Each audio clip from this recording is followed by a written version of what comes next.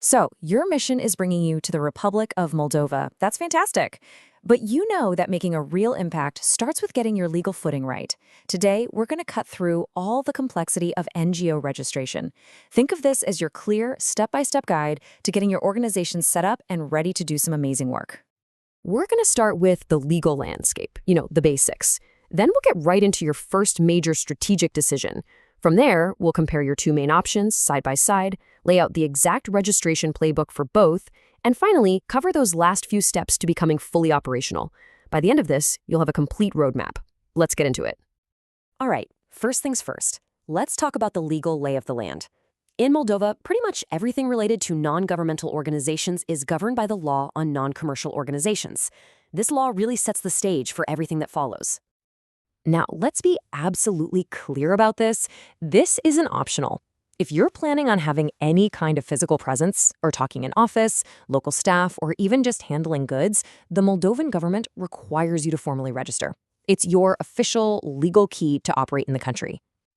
Okay, so now you know why you have to register. That brings us to the how. And right out of the gate, you've got a big decision to make.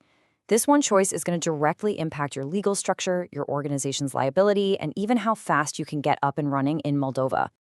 So what's it going to be? Which path is right for you? You've basically got two main options.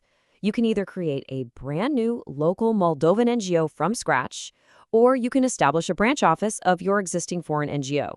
Let's break down what each of those really means.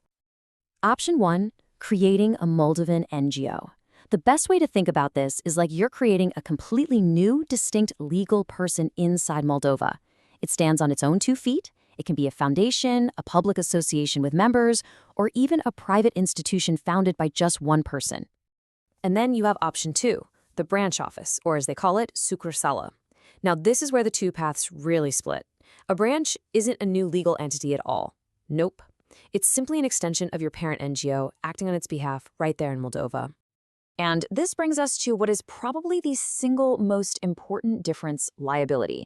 Because a Moldovan NGO is its own legal person, your founders are shielded from its debts and obligations.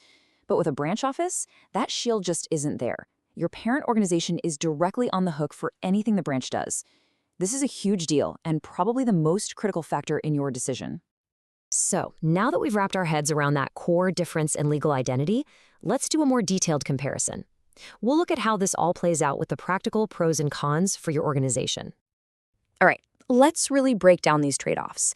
If you go with the new Moldovan NGO, the advantages are pretty sweet. You're exempt from corporate income tax, and like we said, your founders have no liability, plus no state registration fees. The main drawback? It's a slower process, and if you ever liquidate, any assets have to go to another local NGO, not back to the parent. Now for the branch office, the big one here is speed. You can get registered incredibly fast, and you have more flexibility with assets. But, and this is a big but, you'll pay a fee, your parent NGO carries all the liability, and the tax situation can be a little less certain. Okay, you've weighed the pros and cons, and you probably have an idea of which path is best for you. So now, let's get into the practical, step-by-step playbook for how to actually get registered. We'll kick things off with the faster option. If you've decided the branch office is the right move, then you, my friend, are on the fast track. The whole process is designed to be super efficient. But, and I can't stress this enough, it requires you to be meticulous with your paperwork. So here are the steps. First, you need to pick a director and lock down a legal address. Then you gather up all your key documents. Now, here's a step where things can get seriously delayed if you're not careful. Everything has to be officially translated into Romania. And on top of that, depending on where your home country is, your documents will probably need to be apostilled or super legalized. Do not skip these steps or your application will get bounced right back to you. And here is the big payoff for all that careful prep work. While the normal processing time is 3 business days, the Public Services Agency offers an urgent registration that can be done in just 4 hours. I mean, wow, that is unbelievably fast. All right, let's look at the other route. If you've chosen to create a whole new Moldovan NGO, the process is a bit more formal and it definitely takes more time, but it follows a pretty similar logic.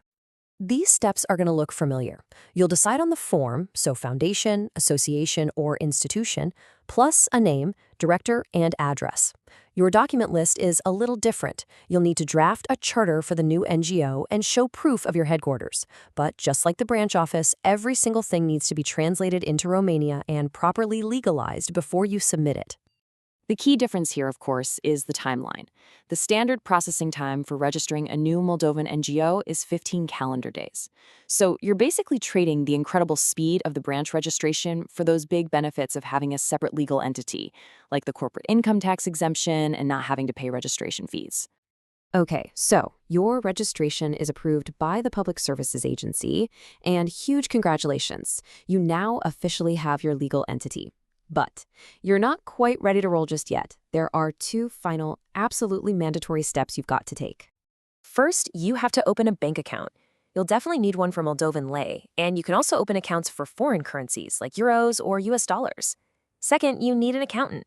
Moldovan law requires regular tax filings and financial statements, so having a professional handling your books from day one is absolutely essential for staying compliant. And I really want to make sure this point lands. These final steps are mandatory no matter which path you chose. It doesn't matter if you created a new NGO or a branch office, you will need a bank account and an accountant to function legally and manage your finances in Moldova. No exceptions. So there you have it, the key differences, the pros and cons, and the step-by-step playbook. You officially have the map to guide your big decision on how to best set up your organization in Moldova. The only question left is, where will your mission take you?